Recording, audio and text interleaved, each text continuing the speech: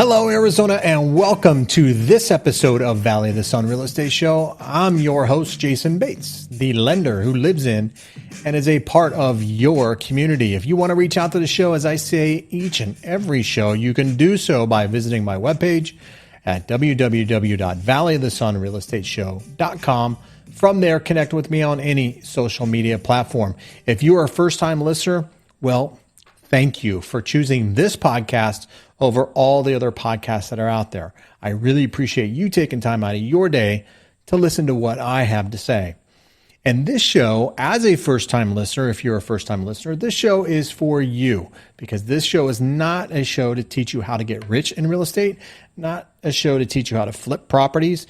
This show rather is a show to help you, educate you on your options when purchasing a home and keep you, I don't want to say interested, but keep you informed about the local real estate market right here in Phoenix, Arizona. So thank you for listening and downloading this podcast. If you're listening to it on iTunes, please write that review, as it is one of the only ways that I have to help improve the show. And if it's good quality content, please share it with your friends and family or anybody that you know who may be looking to purchase or refinance a home here in the Arizona market.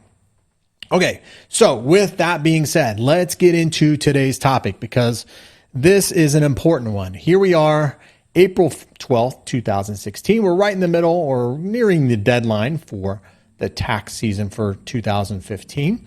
And so I thought it to be appropriate to talk about taxes and how they can affect your home purchase. This is something that, I have people approach me all the time saying, hey, I make $50,000 or $200,000, and then I get their tax returns, and inevitably they make considerably less than what they say they make. And so this podcast, this episode is an episode to help you understand what lenders are going to look at and how they're going to look at your tax returns, so that you can be a little bit more educated as to what actually can be used for income when qualifying for a home. So now with that, and this doesn't apply just to self-employed borrowers. I want to make that perfectly clear, because there are plenty of individuals who are W-2 employees, myself included, who can write off business expenses. And there's actually, it's unreimbursed employee business expenses. And those unreimbursed business expenses or employee business expenses are what we consider to be the cost of doing business. So, for example, if you are a security guard or you have a uniform, a nurse, anybody who has anything that they can write off, mileage maybe, that you can write off, but you're paid on a W-2, you're able to write those off as what they call a 2106 expense. And it's on your tax returns. It's generally, I think, on page 3 of the tax returns, and it says 2106 expenses. Some people may be able to write off a certain percentage of their home use if they work out of the home. This is what we consider to be the cost of doing business. So how does this affect your income? You may have a W-2 that says you make $80,000 a year, for example. But then you have these employee expenses, unreimbursed employee expenses, that you're able to write off on your tax returns. Let's say that number is $10,000.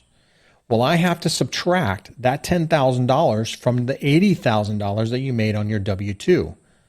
That's your income that I can use. And that's why they refer to it as the cost of doing business, because it cost you $10,000 in order to earn that $80,000. And so super important. Truck drivers fall into this category. Some teachers fall into this category. Nurses, obviously people in my industry who are paid on a W-2, who have expenses that can be written off. Now, here's the other thing that's important to note here on tax returns, is that and every lender is doing this right now. Every lender is doing this. There's a form in your initial disclosures called a 4506-T. This is the authorization from you, the consumer, that you give the lender authorization to contact the IRS to verify the tax returns that you've given the lender are the same tax returns you filed with the IRS. Now, super important on these because this is a direct result of the 2008 crash, 2007, 2009 debacle, if you will. But prior to that time, lenders did not always file these 4506Ts. And in fact, Fannie Mae does not even require the execute, or they don't require that we file the 4506T with the IRS. Not required. It's only required to be executed, meaning that it only is required to be signed. Now, lenders, though, all lenders, I haven't met one lender that doesn't do this. And I'm sure they're out there, but I haven't met one yet. There isn't a lender out there who does not execute that 4506T. So we are going to find out. The point is, we're going to find out what's on the tax returns, because on that 4506T, the T stands for transcripts. We're going to find out what's on the tax returns. So even if you are missing a page or something like that, the lender is going to find out what's on the tax returns. So this is why this podcast I felt to be important to show you and show you, or maybe teach you, where the lenders are going to be looking for this income from. So I guess I should have made that disclaimer right up front. So we're going to find that the tax returns, what's on the tax returns. So 2106 expenses, let's get back to that. 2106 expenses are for W-2 employees. If you're self-employed, you're not going to have 2106 expenses. It's for the W-2 employees. So ask yourself if you have unreimbursed business expenses that your employee does not take out of your paycheck, or they do not send you a corporate card, or they do not, you don't send some kind of expense report into your employer or HR department, payroll department, and they get a separate check for. If you pay for something out of your pocket and your employer does not reimburse you, that is a 2106 expense. Uniforms are a prime example of that. So uniforms, union dues, mileage, expenses related to cell phone, maybe your cell phone use. If you use that for business, that's also another popular item to write off on a 2106 expense. Now, let's go on to the other thing that is a key component here on your tax returns. And really, tax returns for the lender are just a way for the lender to see any unusual or inconsistencies in income. That's really the purpose of the tax returns. If we remember back to 2008, a lot of people were saying, even with the stated income or the liar loans, lenders did not do a proper or good enough job in determining whether or not somebody could afford a property. And tax returns are a little bit of a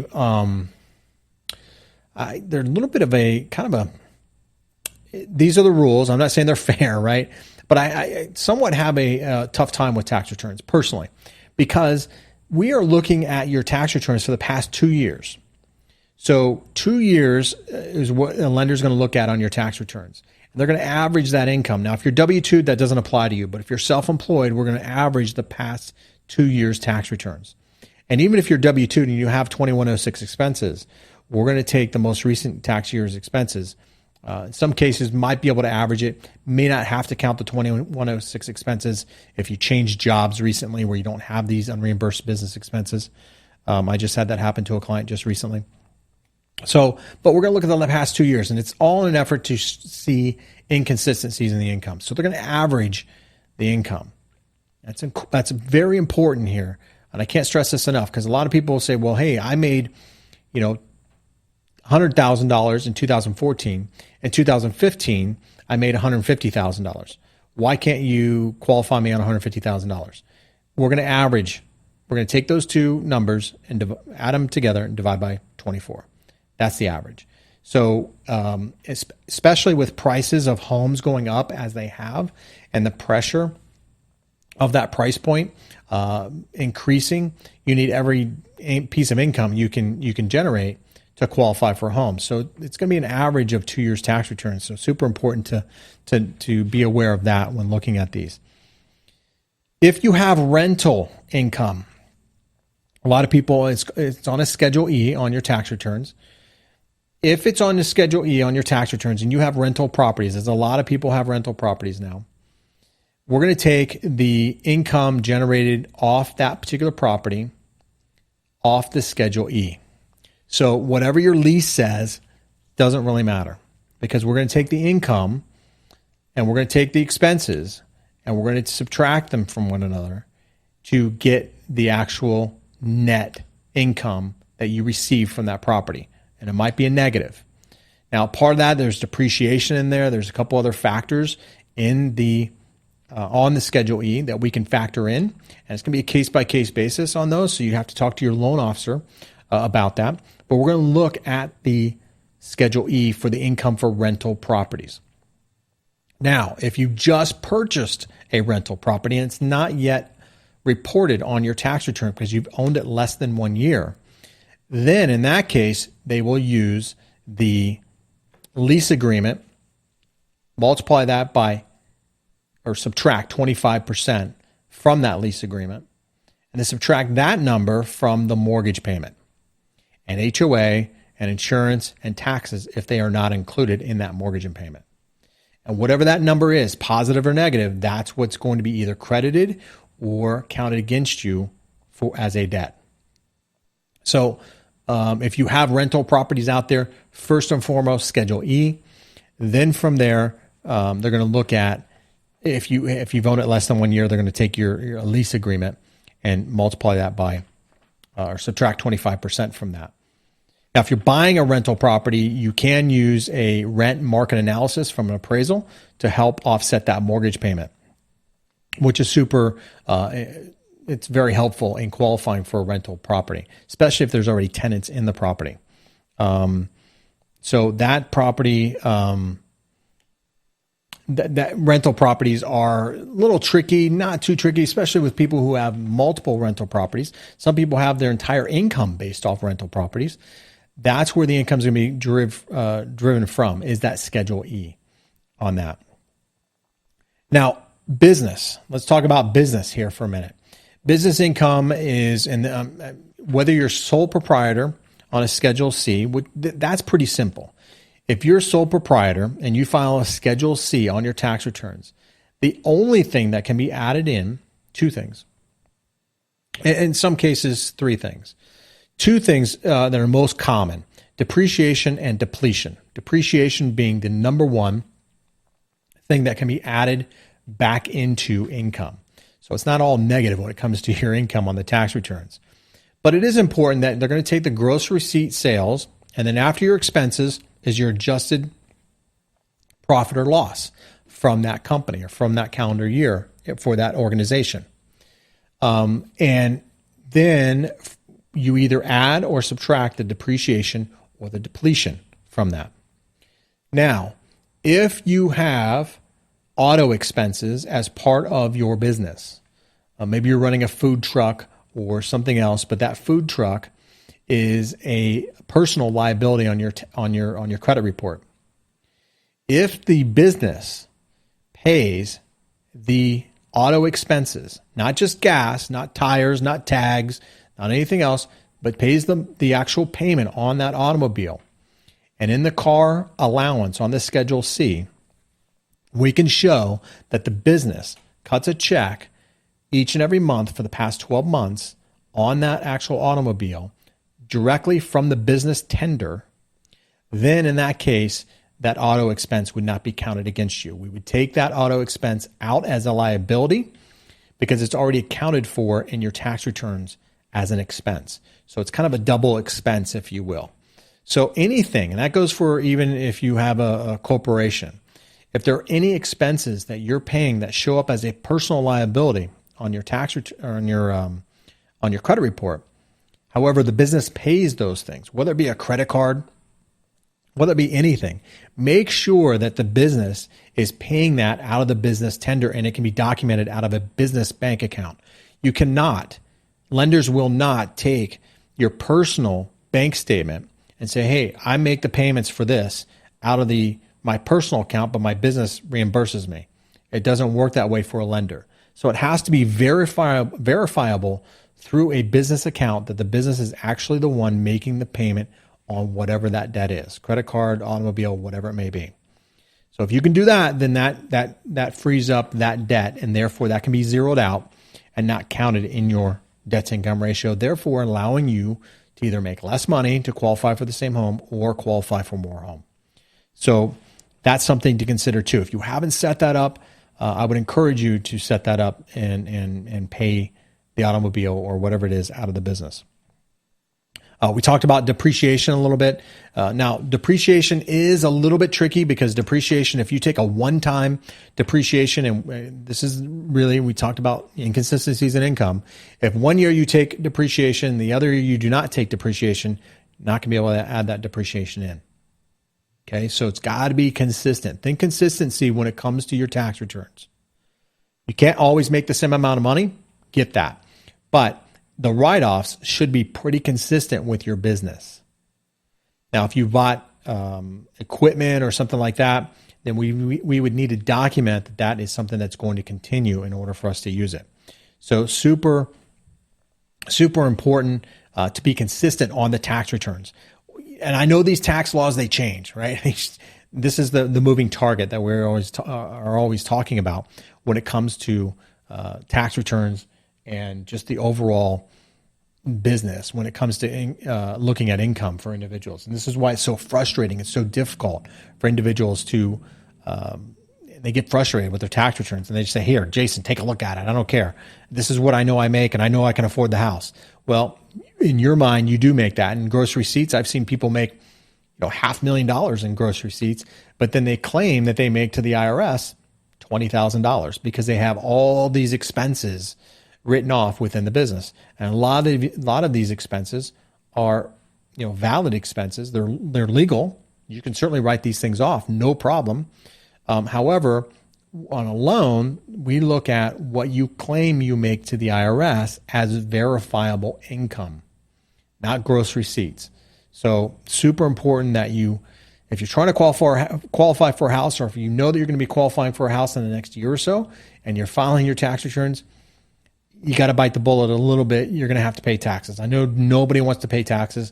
Everybody wants to show as little income as possible to avoid having to pay taxes. And that's what we as a society have been trained to kind of do. And so have CPAs. Hey, my CPA, writes off a bunch of stuff and, I'm happy and you're happy and my wife's happy and everybody's happy. But when I go to qualify for things, I'm not so happy because I can't show the income that I need to necessarily qualify for a home purchase. And if you make enough money, you can pay cash, then so be it. But if you're going to apply for a home loan, got to show the income. Super, super important. The other thing I want to kind of go over here too is capital gains. Capital gains I can use that. It can be counted as income or not, because if there's a loss on that income, I got to count it as a loss on the income. So now if the capital gain is a one-time event, probably will not be able to include that in your income unless we have a good explanation as to why it's on as a one-time event. So super important on that as well. So do keep, be aware of that on your tax returns too if you have capital gains. Now, corporate tax returns, 1120s, K1s. One thing I want to kind of point out here, very similar to LLC and depreciation and some of the things that we can write off or add back in for income. But even still, when you have a corporation, you may have a partnership. And with a partnership, if you own 25% more of that partnership, then I have to disclose that as a business that you own on your application. And I have to take the loss or the income from that corporation. But I don't take the entire amount. I only take your share of that profit. So if you're 25% owner, then I give you 25% of that loss or 25% of that income. I can't stress enough on corporate tax returns. If you have a partnership, that we can only use your share of that partnership for income. Now, vice versa, we only show that share of your loss as well. But that can be very devastating, especially if you're a silent partner. You have your own business. You're working 9 to 5. You're a W-2 employee. You have this silent partnership where you own 25% because you invested money into this organization. I see this a lot with the commodities. I've seen a lot of individuals who have invested in oil rigs and things like that. And then I ask for corporate tax returns. get the corporate tax returns. They're more than 25% share. They have a loss. I have to count that loss against them. And yet they have this W-2 income of, making whatever it is they make. I have to count that loss against that W-2 income. And now all of a sudden they don't qualify. So when you look at your tax returns, it's not just your income. If you have other sources of income or other investments that are tax deductible or that you have to file taxes on, super important that I know about those and you know about those so that you don't get disappointed when applying for a mortgage. Because we are going to look at all these things and we're going to see them by filing that 4506T. So it's better off that you talk to a loan officer who's experienced in tax returns and reading these tax returns upfront, asking you the right questions, kind of guiding you through what to expect when looking at your tax returns. So I hope this gives you some information on tax returns. I know I didn't go over in great detail because that would be very boring. Very boring for a podcast. And I don't want to make the podcast boring, but I want it to be informative for you as a consumer, because the more informed you are, the more you know about whether or not you're being cheated or being lied to or being steered in the wrong direction. So that's the purpose of this podcast, is to help inform you about all the choices that are available to you in the real estate market and when you're looking to purchase a home. So thank you for taking time out of your day to listen to what I have to say. I really do appreciate you doing that. And I say each and every time, if you're out there looking to purchase a home, I certainly would love the opportunity to earn your business right here in the Phoenix metropolitan area or Arizona in general.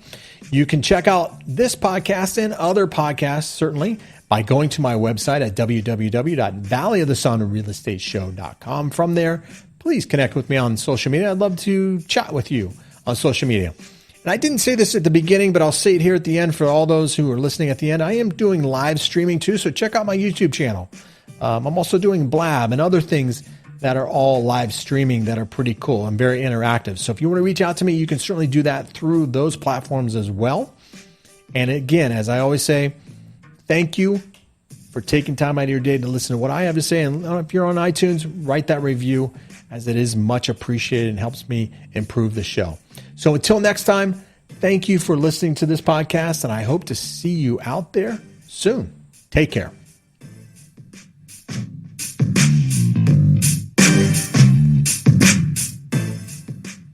Jayson Bates, NMLS 220798, mortgage banking license 1796, equal credit opportunity lender. Sound effects provided by soundj.com.